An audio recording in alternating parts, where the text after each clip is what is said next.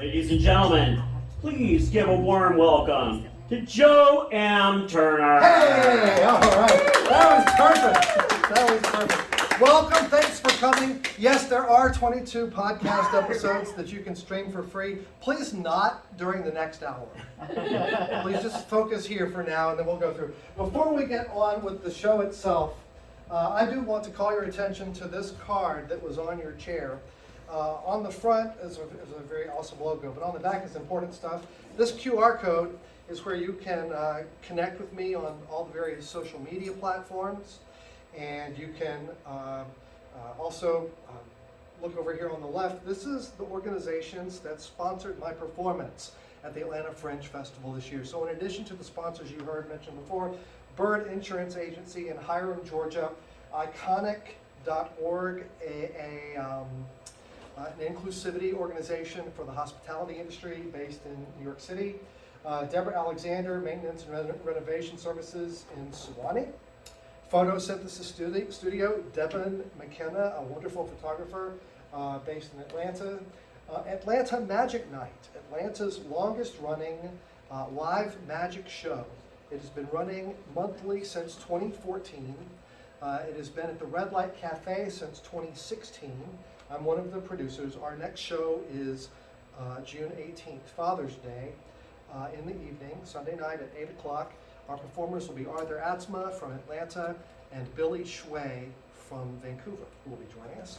And then last but not least, in maroon and white right there, it says an anonymous donor, a fellow Mississippi State grad sponsored the show on the condition that I not mention his name, but that I had to say at every performance, Hail State and Go Bulldogs, which boxes ticked and mission accomplished. So thank you for all of my different donors. Thank you for supporting the show. My job for the next 45 minutes is to captivate you, to challenge you, to entertain you. I will attempt this task using a number of the amazing skills that kept me from dating in high school. So it's gonna be kind of fun for you and kind of a tragic flashback for me. As a kid, I learned to do magic from a book. It said that I should start by getting a coin from mom's purse or dad's change off his dresser, and just start to see if I could lift, isolate the movement of my finger to flip the coin vertically and let it flop down, so that it did that across every knuckle. And the book said that if I did this, over time, every day, eventually it would get smoother and faster and smoother. And the book said that if I did this long enough, people would clap. I'm sure you're saying that. Okay, thank you so much. Very good. Should we continue? All right, 43 minutes to go. My friends were like you. They were also judiciously reticent to express approval for anything. Joe, they said, that's not magic, that's juggling. Right? It's just this dexterity, but it's just juggling. Magic is when something disappears from one place and reappears somewhere else. Yet when I did precisely that for them, still they convinced. Joe, they said, if only you had a barrier of some kind over your hand, a barrier made of steel or titanium or silk, so that when the coin went into your hand, we would know it wasn't going through your fingers or up your sleeve. Then and only then we would know that when the coin disappeared, it had to be magic. And I think that's a pretty good trick, don't you? Oh, jeez. Everybody wants to know how it got down there.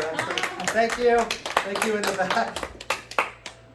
Okay, it's not one of the grandest mysteries of the universe, making coins appear and disappear, but I think we should agree before we go any further that even small miracles are worthwhile. Can't we agree on that? The small ones are still good. Which is fantastic, because once we've agreed on that and I make the big things appear, now he's good. Thank you very much. This is celebration. It's champagne, the Publix.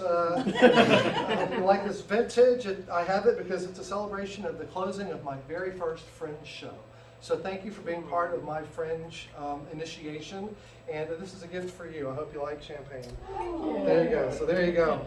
Fantastic. So over the next few minutes, as I said, I'm going to share with you a number of different styles of magic, different kinds of experiences. A lot of times people who enjoy magic on TV, or they go to see it in the theater or in Las Vegas or what have you, it just all blends together into one big magical blob, but maybe they don't ever analyze the different kinds of experiences that they can have. And I'm going to share some of those with you, and then along the way, we're going to unpack them and hopefully find that there might be some implications to the way we live our life. I know that sounds like a big promise for a silly little magic show, but there really are some interesting things to think about. And I'll try not to make it too academic for you. But before we go any further, you might have noticed there are these glasses on the table. This one has a red deck of cards in it, and this one over here has a blue deck of cards in it. And it was Rachel, right? Rachel, one of these is important now, and one of these is going to be important later. And I don't know which is which, but I think you might. And so I'm curious what you think. Which one should we use now? And Red. which one should we, red now and blue later? Mm-hmm. The blue later? Mm-hmm. The blue, not the red, but the blue deck. Mm-hmm. Okay, and I'm going to give this to you. Please hold on to it until I call for it again. So just put it in your purse or someplace where it's protected. We'll come back to that later on. But for now, we have the red deck.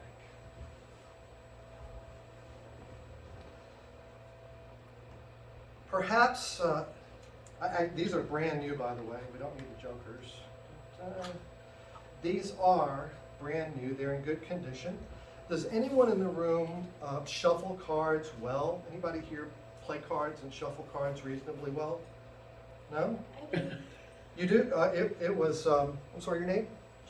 Trish. Trish, the reason I say that they're new is because they're pretty stiff still. If you'll take them and mix them up a little bit, but they are stiff, they are a little slick. Oh, so you're doing it that way. I'll do the other thing. You don't have to do it. Don't make a mess, please. Reasonable is a very subjective word. We do have another deck. Oh, she's. That sounded really good, actually. That's pretty shit. We're doing it again.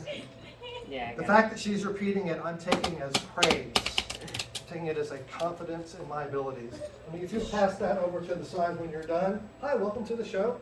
Very good. Now, you would agree that she has now put these cards in an order that mathematically, it could be argued is highly unlikely to have ever been achieved with a deck of cards in the history of the universe. There's so many combinations that it's very unlikely that you can shuffle a deck of cards into the same order twice, ever in your life. If you shuffled cards so that they were in a different combination every second, it would take you longer than the age of the universe to shuffle all the combinations. Not that that has any practical impact on your life. We're going to go with this order right now that Trish put them into. Back during the pandemic, we were talking about it. I did a lot of virtual magic shows, and I also watched probably too much television. Everything on Netflix, everything on Disney, everything on Amazon. I was watching all of it.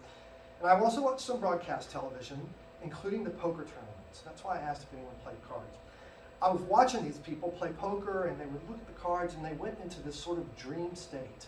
They would look into the air, and I was like, what are they looking at each other? Are they thinking about probability? Are they thinking about statistics? Are they thinking about that little card that tells you what hand is higher than the other one that you used to see? I think I figured out they were thinking of none of those things. What they were thinking about, musical theater. They were thinking of their favorite musicals. And the reason I've concluded that this is so is because whenever I think about musical theater, my performance automatically improves. So here's what we'll do, just to prove it. We're going to use musical theater to deal each of us a hand of poker. And I'll ask someone to call out the name of their favorite musical. For example, let's say they said The Phantom of the Opera, closed recently. So The Phantom of the Opera. And then we would deal from right there. Or if they said, I don't know, Hair, then we would just deal one card and we would deal from that point. Or if they said Cats. cats, would just be one. Very good. So you understand, and then we would deal. So we're going to deal some cards to me and some cards to y'all. And we'll start with Kelly. Do you have a favorite musical? Rent. Rent. Fantastic. We'll deal one card. And now this card, should it go to the audience or to Joe? What do you think? To you. This one goes to me. That means this one goes to y'all. And now, please sing your favorite number from Rent. I'm just kidding. Let's go to, who's in the back? In the back? What's your name? Serenity. Serenity, what's your favorite musical? Cats. Cat. Cats. Okay, so this card, does it go to you or to me? To me. This goes to the audience, Yeah. and that means this one goes to me, so it's a little bit different in that. Let's come to the other side, gentlemen, in the back corner. What's your name, sir? Tim. Tim, favorite musical? Dear Evan Hansen. Dear Evan Hansen, a popular choice in the last several years. So this one should go to the audience or to Joe? To the audience. To the audience, and that means I get the next one. And then let's go to, who is with you? Juliet. Juliet. We're kind of cranking toward the name of a musical right there. But what's your favorite musical? All right, I'll go for it. Romeo and Juliet. Well, That's- okay. There's a musical called Me and Juliet, Okay. and there's a musical called And Juliet. I don't know musicals. Just Andrew. Okay, but or look But I at just- Romeo and Juliet. We'll just go with the play too. We'll expand our horizons. So now, should this go to the audience or to Joe? Audience. This one goes to the audience.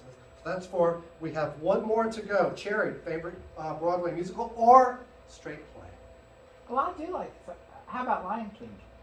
Do you like Lion King? Yeah, let's Lion King it up. Oh. Is it the? It's the Lion King, right? Yeah. Yes. The Lion King. And should this one, Sherry, go to the audience or to me? To you. So this one goes to me. So you guys shook it up a little bit on which one went to whom and each time. I think you would agree that couldn't have been more random. Wouldn't you agree? These are the cards that you turned down. These are the cards that you gave Joe. We'll come back to those in a moment. These are the cards you gave yourselves. You gave an 8. Now, don't feel bad about an 8, because I mean, it could go either way. That's a reasonably high card. And a 10, so you're working on a possible straight right there, 8 and 10. It's not going to be a flush or a straight flush, but it's still, and a 4, okay, we blew it. We blew it on that. That's too bad. I'm as disappointed as you are. 4, 8, 10. Too bad there's not a hand for all even numbers, because we might have something on that. There's not one. But we're still working. We'll see if we can salvage this with a pair of, no, 3, 4. So all we're going to play for in a jack. So we're just playing for jack high on that. That's all you got was jack high.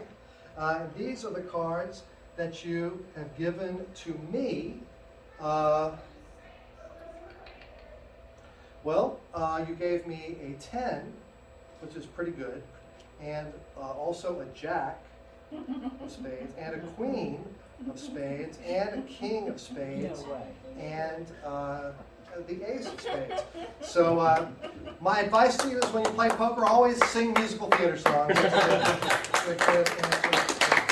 Fantastic. Let's get these. Then we have it turned around. And I don't want that royal flush all together. So I'm going to put it back through the cards that Trish had shuffled, and we'll get the jokers. Should we use the jokers for the next part or not? Yes or no? Yes? Okay. Jokers go in. Fantastic. Mix, mix, mix, mix, mix. And let's see. Did I put the jokers in? There's one.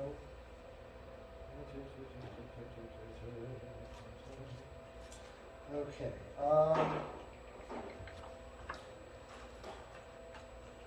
I'm going to let the card inside.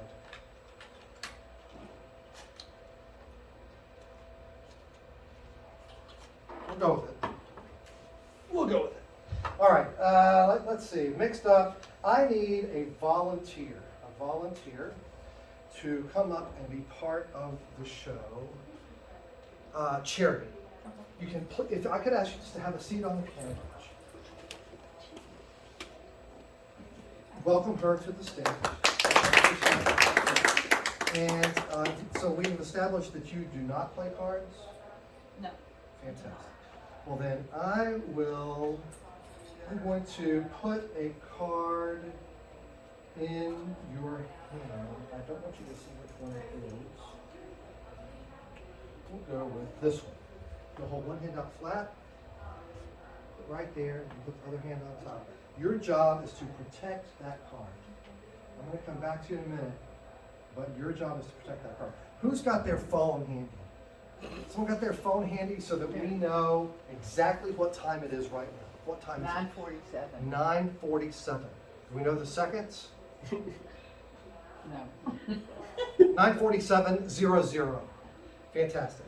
We'll shuffle these up. And I'm going to ask Lori, I'll drop the cards in one hand together like this, and somewhere along the way I'm going to ask you just to say stop anywhere, okay? Right there. Look at the card. Don't forget it. Don't say it out loud either, but just remember that card. Remember that card for me. Because I'm going to come back to you in just a second, and if you forget this card, this trick is so stupid. It's a waste of time, right? So you have to remember the card. I'm not trying to stress you out. I'm just saying it's mission critical task. All right, and let's go now to Jason. I'll just drop the cards like that. Say stop anywhere. That'll be your card. Got it? Got it. Very good. 2 cards, twice as hard as a regular card trick. And now is Terry. I'll let you reach in there and take out any one you want. People say, well, maybe he's making them take a certain one. So you just take out any one you want out of the whole deck there. Look at it. In addition to that, please write your name on the face of that card. Actually sign the card.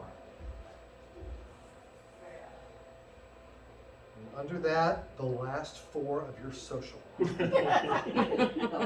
Or not. You could have made something up. I would never know until I got that knock on the door. How about this? Underneath what time does your phone have on it now?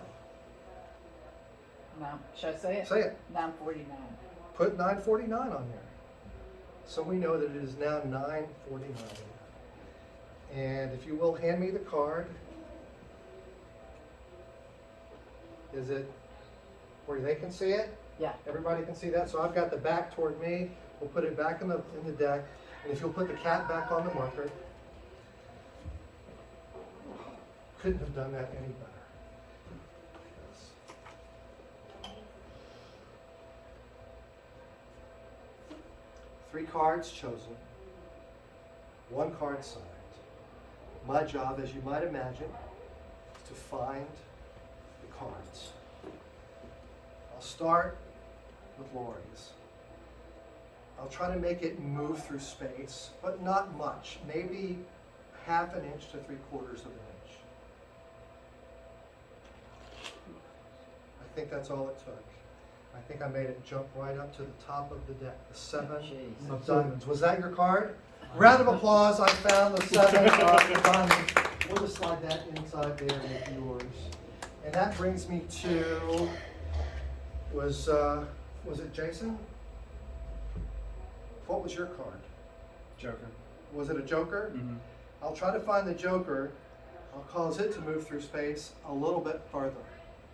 Instead of just 1/2 inch or 3/4 of an inch, try to cause it to move a little bit further through space. Whoa.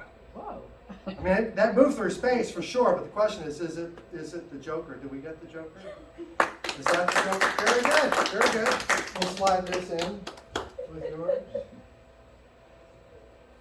But your card, Jerry, we won't make it move through space. We'll make it move through time. Because when we started this entire trick, we put a card in Cherry's hand. We did it at 9:47. And then you signed a card at 9:49. If you'll open it, the first card was the 7 of diamonds. That was your card. The second card was the Joker, which was your card. But you've been holding a card since this whole adventure began. What was the card that you signed Jack of Diamonds. at 9:49? Take a look at the card you've been holding since 9:47. Show it to her. It is the signed card from 9:49. Big round of applause for the volunteers. So let's think about what we've experienced just now for a moment. Obviously, we've experienced what we in the magic community would call conjuring tricks. Tricks that are visual, like bottles appearing, whether it's a bottle or a card or a tiger or a statue, whatever it is, this is a visual experience, the appearance of something. We've experienced something that felt magical because it broke a law of nature. Bottles of champagne do not appear out of thin air in everyday life. If they did, then it would be magical when we saw it on stage.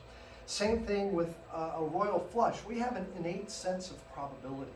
That's why magic that relates to poker and gambling and things like that, we perceive that it's impressive because we know the odds are really strongly against things like that happening. I love this last effect very much because the effect that you have, it's this strange time-shifting thing that it's hard to even describe in words. She was holding an object that didn't exist until later. I don't know, it's wibbly-wobbly, as they say, so I'm not sure how to do it.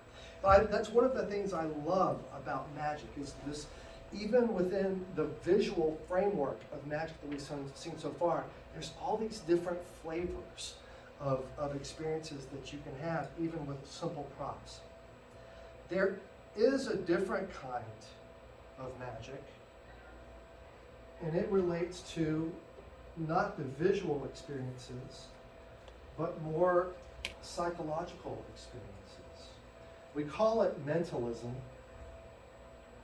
and it relates to the idea of mind reading or exerting influence on someone or being able to read personalities at a distance or predict the future or things of that nature. Psychological, ESP kind of stuff. And I'll be straight honest with you, I don't believe in mind reading at all. I mean, we get lucky sometimes, but I don't believe in detailed mind reading. I've been married 28 years. Those two things are related. I don't believe it can be done. I've tried. But I do believe in strong theater. And the premise of mentalism is among the most compelling because this is the last bastion of privacy, is our thoughts. The idea that someone could fiddle around with that in some way is it's challenging. Maybe you noticed when you came in here, I had these 3 colored shapes and cards. I have a circle here with a red card. I have a triangle with a yellow card and a square with a green card. Juliet. Is one of them speaking out to you more than another? The circle, the triangle, the square, or perhaps the colors red, yellow, or green. Which of these 3 is having the most pull on your attention right now? I'll choose the triangle. The triangle. Now, I will point out that it was specifically put upstage compared to the other 2, which separated it in terms of the way that we pay attention to things on stage. So some of you who are very involved in the theater might recognize there might be some directorial effect in that. I think you'll be amazed to see that this card says that you will choose the triangle. Hey. Wow. Yeah. Maybe not. Maybe. Well, I'm sensing some skepticism. So why don't we go with this? Merle. Yeah. Remaining, we've got a green square and a red circle. Perhaps one of those is speaking to you and louder than the other. Which one do you think you would choose? The red circle. You'll- Yeah.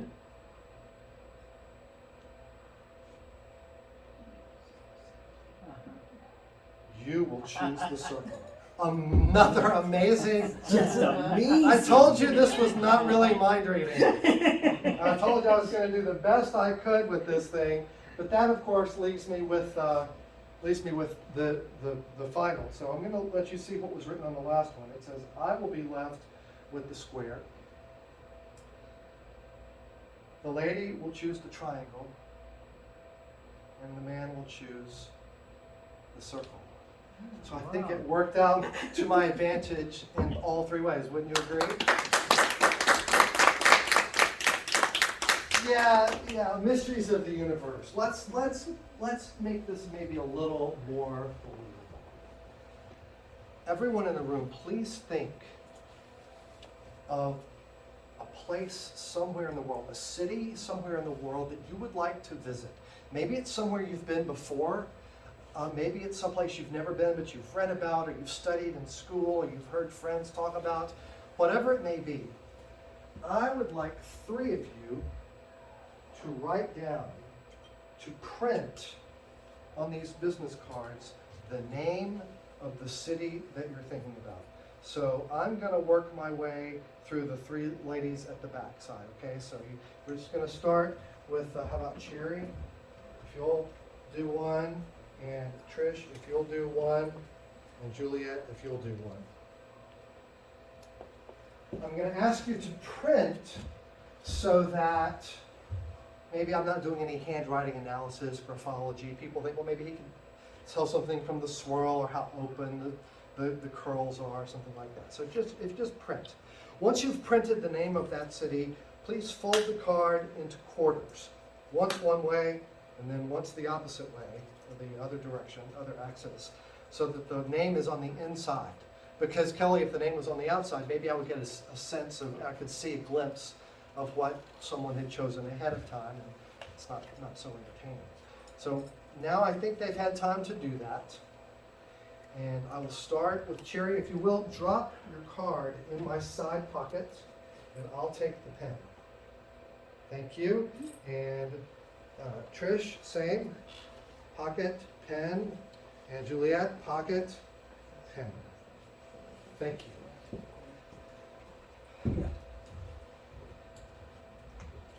Lori, you have a very important job right now.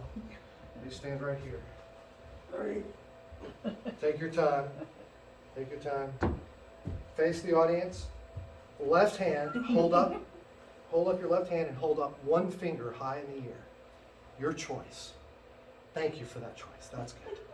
Now put the finger in my pocket, all the way to the bottom of my pocket, Mm-hmm. all the way down, and stir. Oh, he's mixing them up very effectively. And the reason I ask you to do this is not just for the cheap laugh, you can stop. But people think, well, he watched where the ladies put their cards in his pocket. She put hers toward the front, she put hers toward the back. Maybe he knows whose is whose from that. Now they're in a different order, a different configuration, so I can't know whose is whose. You did your job. You can go back to your seat. All this applause is for you. I'll attempt to use my powers of, I won't say mind reading, but I'll say lie detection. I'm going to take one of the, some of them are, the folds are together, but I got one. Okay, I'm going to look at this card, and I'm going to say the name of it out loud. I'll say the name of it out loud, and I'm going to ask each of the 3 ladies if this is the city that they chose. They will all say no. No matter how I phrase it, no matter how I ask it, they will say no. That means that 2 of them will be telling the truth, and 1 of them will be lying. And my task is to figure out which one of them is lying. So let me see that again. So I'm going to ask them all 3 the name of this town. And all right, so no matter how I phrase this, you have to say no. Do you understand the rules? I think so. No. No. No matter how I say it. No matter what I say. No. I might try to confuse you. So I'm going to ask all 3 of you this, and you will all say no. Did you choose Gaborone, Botswana? No. Did you choose Gaborone, Botswana? No. Did you choose Gaborone, Botswana? No. Dang it. This looks a lot easier on TV when I see this.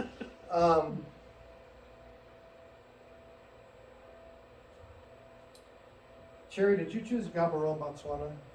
No. Juliet, did you choose could be Gabor, I'm not even sure. Did you choose a town in Botswana? No.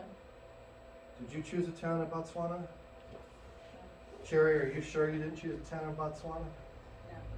No. You're not sure. You know how I can tell you're telling the truth? Because Juliet wasn't on it. This was Juliet's town. And now you can tell the truth. Was this your card? Say yes? Yeah, give her a big round of applause. She did great. Pass that back to her. We'll take the next one. Some people think, well, maybe he has, he's looking at it somehow so that we can see, the way something was written. So I won't even look at this. Lori, I'll let you open it up. Don't say anything out loud just yet. He's going to tell me the name of the city. The mathematically inclined among you have realized my odds just got better. My odds just became 50-50. But I still have to get it right if I have any hope of you voting for me, which I do have that hope. So he's going to say the name of the town. I'm going to try not to even look at Cherry and Trish. I'm just going to try to do this by listening and without ever seeing the card. What is the city? Amsterdam. Amsterdam. Love it. Been there many times.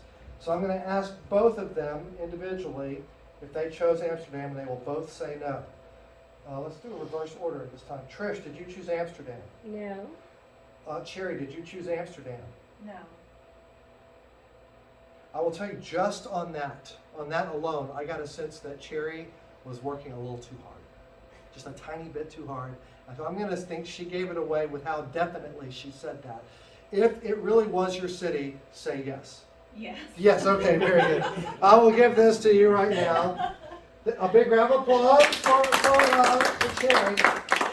Obviously, we all know that the remaining city belongs to Trish, so we got to change gears. Trish, come on up on stage. Round of applause for Trish. Come on. And if you will, please reach back in the pocket, grab your card, hold it in your clenched fist above your head. I don't want you to say anything out loud. We'll just never open that one at all. Think of the city that you've chosen. And it's very interesting that we got all international cities in this performance. I did get a couple of domestic cities in earlier performances, but all of these are international, and Trish has also not let us down with the fact that she's chosen an international city as well. And let's see if I can...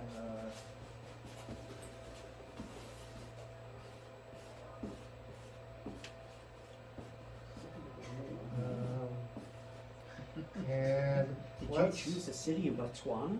What? I'm writing it in Thai. Let's see.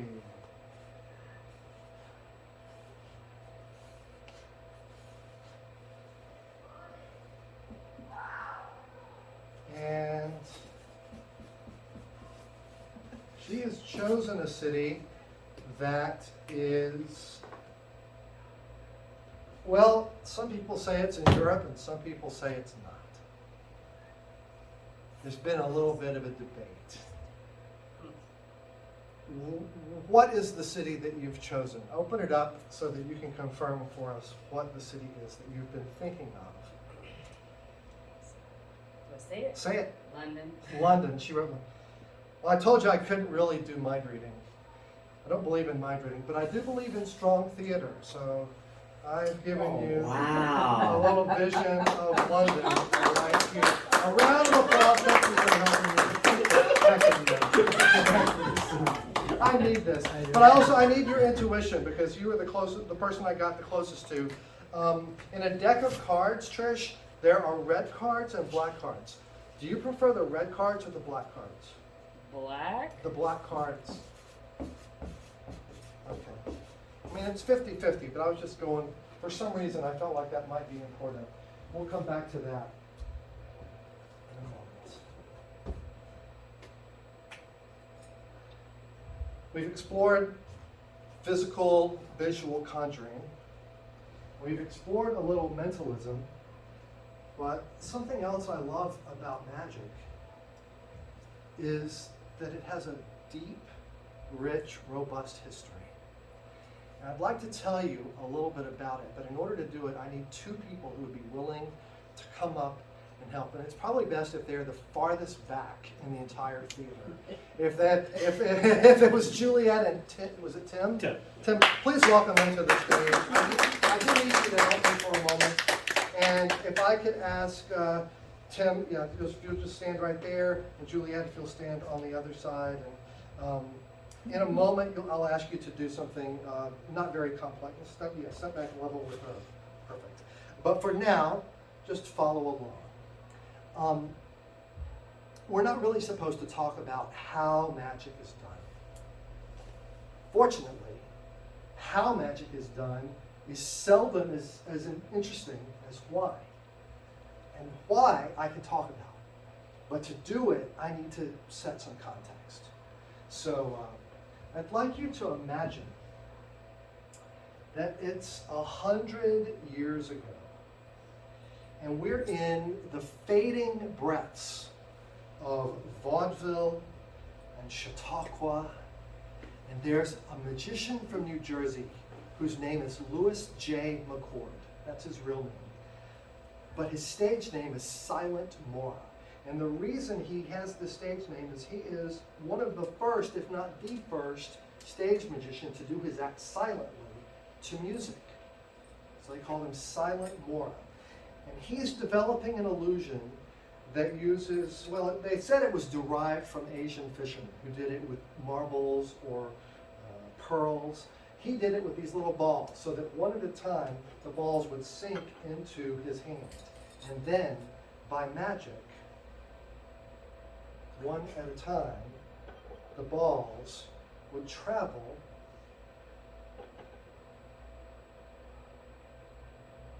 to his right.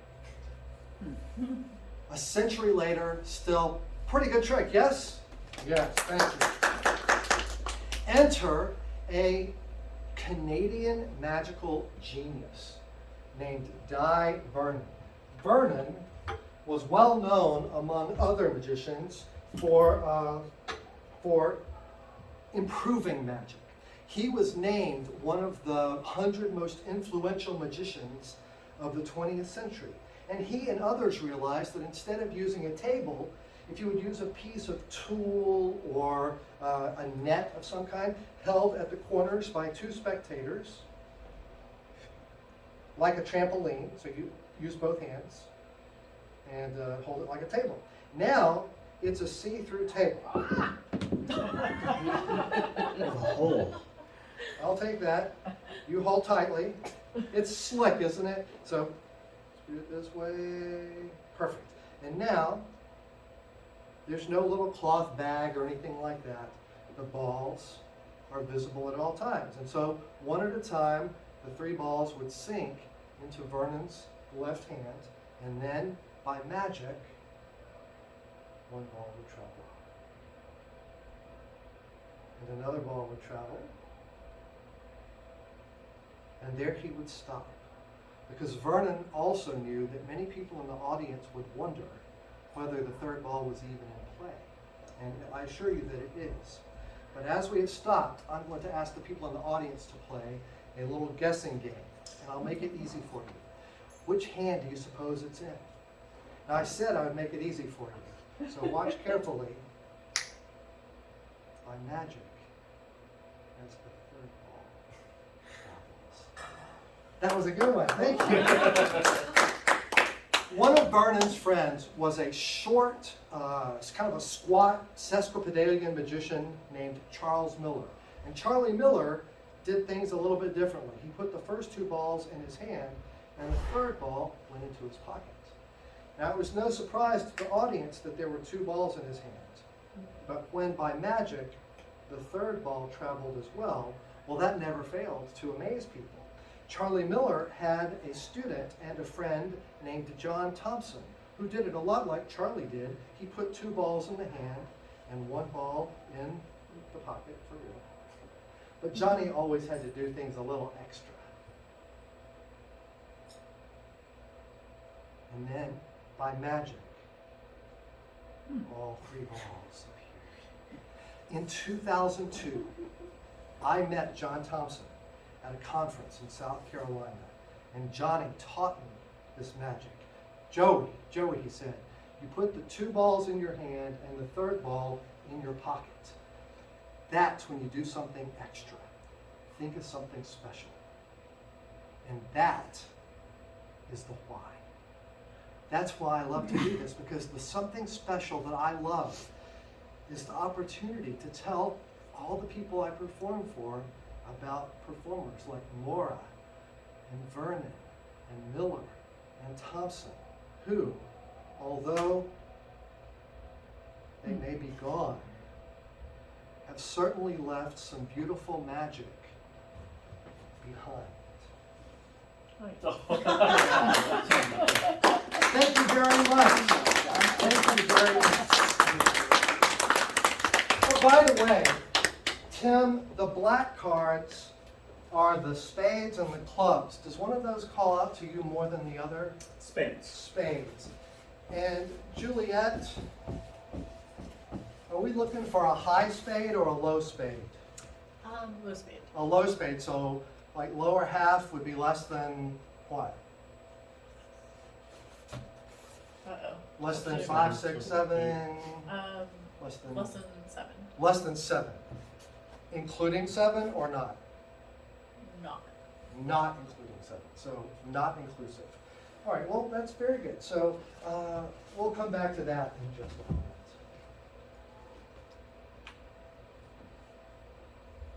Before we close tonight, I want to point out that the effects you've experienced tonight, the visual, the mental, the sleight of hand, the mentalism, the predictions, the probabilities, the only reason that they are magical.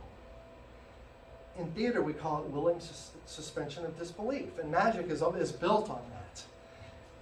What I think we sometimes fail to realize is that you can't willingly suspend disbelief unless you already believe in something.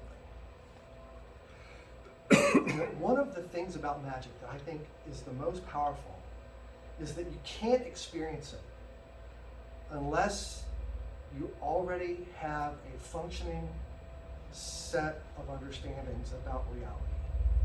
And a lot of people have never thought about it that clearly. But to experience magic implies that you have accepted certain laws of thought. It implies that you've accepted the law of identity. A is A. A is A. This is a law of identity. You can look this up on Wikipedia later. It goes back to Aristotle and before. But, and it's not, he didn't invent it, right? He is the map maker. He didn't invent the coast. He just drew the coastline. The law of identity is built into the way the universe operates and that we perceive it and live within it. The law of non-contradiction, right? A champagne bottle can't be there and not there at the same time and in the same way. The law of non-contradiction. We believe these things. Sometimes it can be popular or trendy or provocative to say that we don't believe certain laws of the universe or to object to the way that the universe works. But if you've experienced magic tonight, then you've already accepted laws of thought and laws of rational experience. And I love them because to argue with them is to accept them. You can't even object to them without acknowledging their authority. If you say that's not true, you're accepting that there's a definition that something is true. I think a lot about magic, and not just the entertainment value of it, but how it can be used to communicate, how it can be used to sell things, how it can be used to promote things, how it can be used to teach history.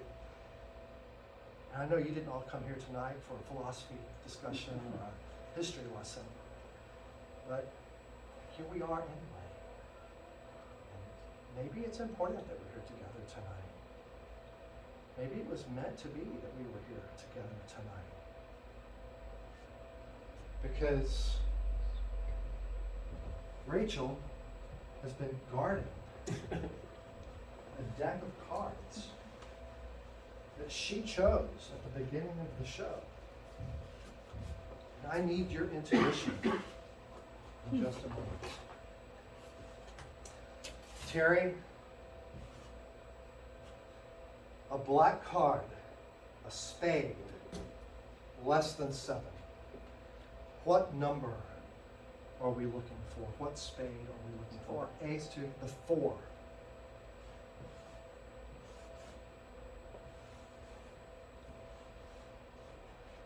Four spades. Rachel, please come in on stage. Just set the cards down on the box, on the table. I'd like you to imagine there's a tape measure hanging above the table. It lands so from here to there. This is 1. That's 52. Please just say stop anywhere. Stop. What number is that? If this is 1 and that was 52, what number did you stop on? 26. 26.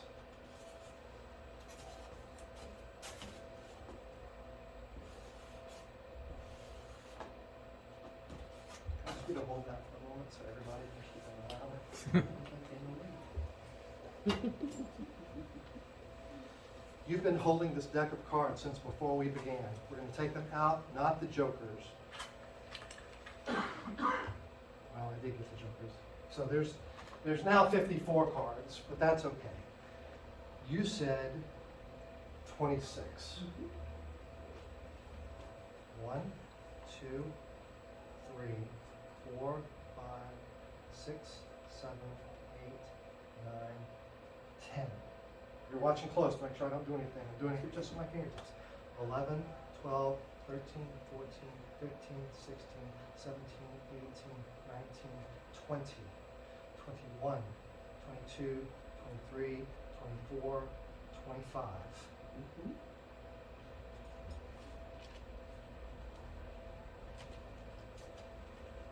All different cards. That's number 26. Wouldn't it be amazing if it were a black card, a spade, a 4 of spades, and exactly the number that you thought of at random?